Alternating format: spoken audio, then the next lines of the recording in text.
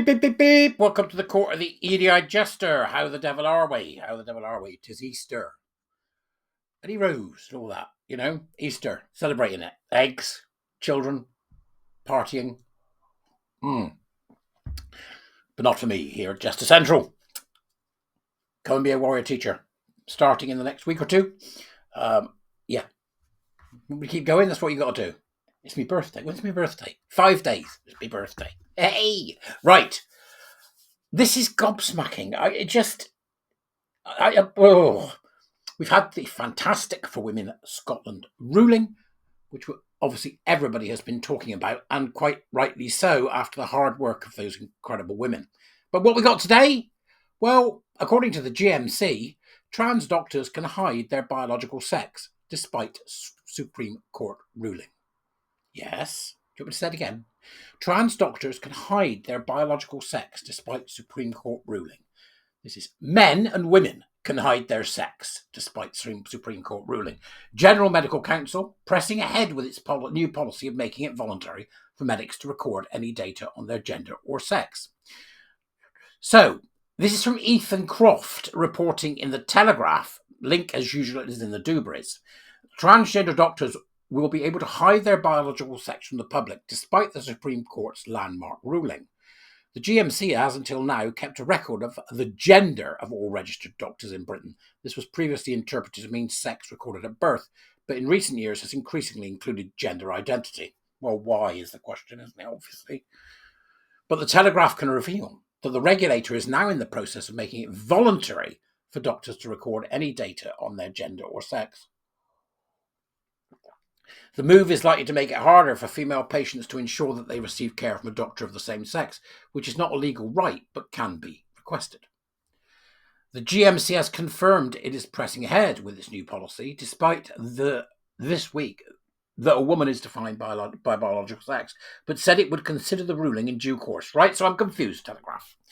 Either they're not doing it or they're considering the ruling in due course. I mean, we're going to consider the ruling in due course. Are you? When? The ruling's out, it's clear as a glass of water. What is it you're going to do? Well, we're going to consider the ruling in due course. What are they doing? In a letter sent to Baroness Hayter, a Labour peer, earlier this month, the GM said it was updating its regulations to remove the requirement for a doctor's gender or sex to be recorded on the register. This is unconscionable. Absolutely unconscionable. How on earth is it important to know the sex of your doctor, do you think? Let's just mull that for a second. Let's take a second to think, is it important to know the sex of your doctor?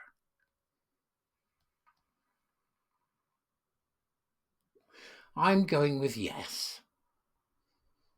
Why are they doing this? What does updating in due course mean? Does that mean we know we're going to get our bum kicked, but we're going to do it anyway? I don't know. Who knows?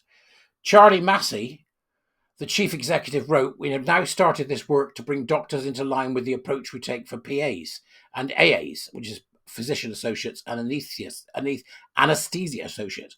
We would continue to collect such data on a voluntary basis as part of our routine diversity monitoring data collection. We will consider precisely what data to collect when we undertake the aforementioned work to update our approach to collecting and using equality, diversity and inclusion data." Equality, diversity and inclusion. This really has to go, doesn't it? All of it. Right? All of it. However, it is our understanding that there is no legal right for patients to be treated by a doctor of a certain sex. The law does not give an explicit right for patients to be treated by a doctor of the same sex. However, patients can request this from their NHS trust, though it may delay treatment. The previous government proposed that the right to request a doctor of the same sex be added to the NHS constitution, but the update was not implemented before the general election. The Telegraph understands that Wes Streeting, the Health Secretary, is supportive of the NHS wherever possible, of doing so. However, the decision to phase gender and sex data out of the public record could leave the NHS unsure of the gender or sex of its own doctors. It is understood that Mr. Streeting has reminded the GMC of keeping accurate data on doctors. What do you mean reminded? What does that mean? He's reminded them. Hello, Wes Streeting here, elected official. Yeah, can I just remind? Yeah, we know, Wes. It's all right, we know. Aren't you sick of these people? I'm sick of it. Public sector bodies must comply. A government spokesman said, "This is the law and we expect all public sector bodies to comply." The ruling has provided much needed confidence and clarity for the NHS to adapt its policies as it reviews its delivering same-sex accommodation guidance to ensure that same-sex spaces are always protected. However, Lord Hayter, a leading gender-critical peer, told The Telegraph the Supreme Court ruling makes it clear for the NHS that single-sex wards will mean biologically single-sex wards. Similarly, for female patients, if they ask to see a woman doctor, they surely have the right to know that it is a biologically female doctor because that will be the intention behind their request. The GMC needs to consider this and keep their registered doctors appropriately so that all patients can know the sex of the physician.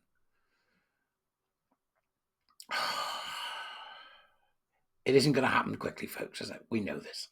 This is going to be a slow, painful death. I think that's what it's going to be, a slow, painful death. And we're going to have to drag them with us every step of the way. It then references the Sandy Peggie case, talking about that bloke, Beth Upton, claiming to be a biologically female, but despite being born male. After changing gender, Upton was given a new registration number and recorded by the GMC and listed as a female doctor. At this point, the records have got to be so screwed, so phenomenally screwed. Surely. So I don't know how we're going to get out of this mess unless Wes Streeting and the rest of them grow a pair and absolutely deal with it.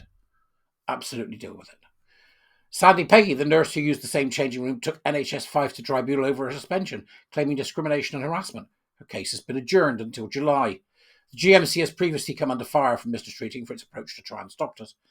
The medical register is intended to give transparency about doctors' qualifications, behaviour and conduct. But in February, the Telegraph revealed that the regulator was awarding new registration numbers to doctors who changed gender, wiping records of any past wrongdoing from the record. Mr. Streeting said the practice should not have been allowed and called for the body to overhaul its handling of sex and gender.